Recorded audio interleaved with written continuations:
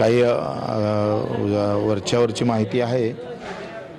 एकंदरीत असं अपेक्षा होते का विरोधात निकाल जाईल किंवा त्यांच्या बाजूने निकाल राहील.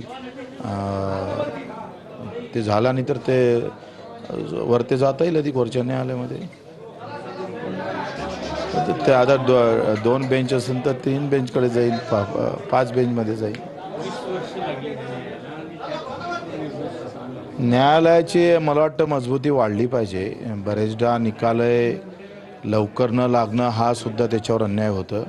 20-20 वर्ष जर इतक्या अशा खून खटल्यामधल्या निकालाला वेळ लागत असेल तर त्या व्यवस्थेत बदल होणं फार गरजेचं आहे. का बरं वेळ लागतं याचंही संशोधन सरकारनं केलं पाहिजे आणि त्या व्यवस्था निर्माण केल्या पाहिजे.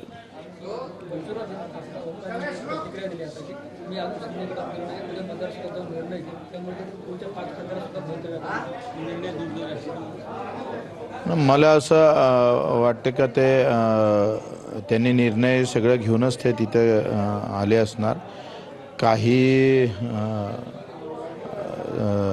किंतु परंतु आले असेल तर त्यांनी मतदारसंघात जाऊन निर्णय जे आता बोलत आहे ते काही विरोधात जाईल असं नाही आहे. त्यांना घेऊन निर्णय घेईल. मला वाटतं ते काही एकदा आल्यानंतर पुन्हा ते आपली बाजू बदलन असं वाटत नाही.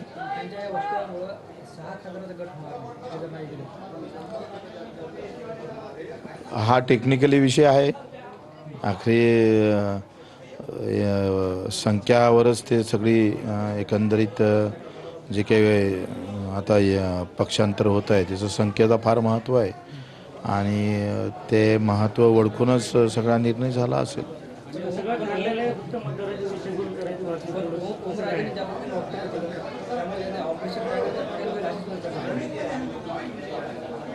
आता त्यांच्या स्तरावरचा विषय लक्षात घ्या.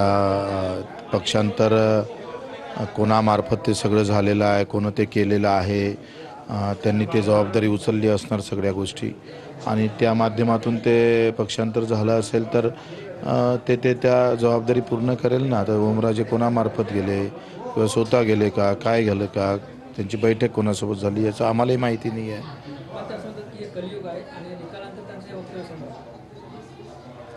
आता बरोबर आहे. त्यांना कसं आहे काय सगळ्यांना अपेक्षा होत्या का तो इतका एकंदरीत जो काही प्रकार झाला होता तो सगळ्यांनी पाहिलेला होता कशा पद्धतीनं झाला. आणि असं झाल्यानंतर जेव्हा निकाल विरोधात येतं तेव्हा ते तर हे शब्द कोणाच्या तोंडातून हे शब्द निघतंच. त्यांनी काही वेगळी फार अपमान करणारी प्रतिक्रिया दिली असे नाही. त्यांच्या भावना आहे त्या आणि त्यांना अपेक्षा होत्या का न्यायालय त्या पद्धतीनं समोर येऊन निर्णय.